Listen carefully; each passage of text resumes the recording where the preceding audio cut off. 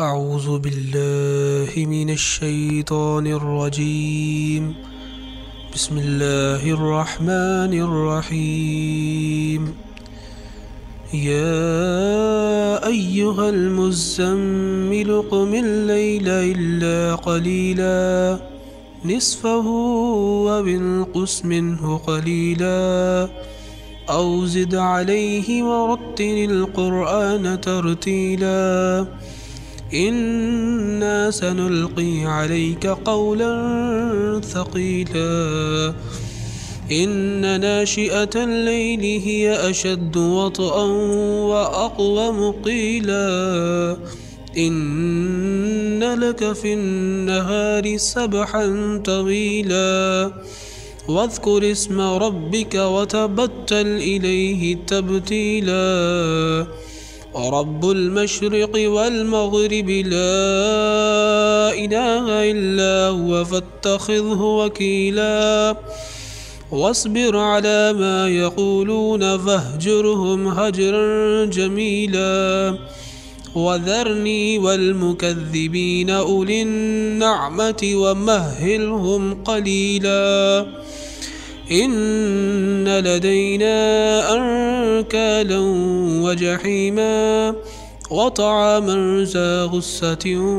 وعذابا أليما يوم ترجف الأرض والجبال وكانت الجبال كثيبا مهيلا إنا أرسلنا إليكم رسولا شاهدا عليكم كما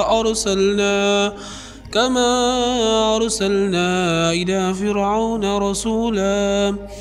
فعصى فرعون الرسول فأخذناه أخذا وبيلا فكيف تتقون إن كفرتم يوما يجعل البلدان شيبا السماء منفطر به كان وعده مفعولا إن هذه تذكرة فمن شاء اتخذ إلى ربه سبيلا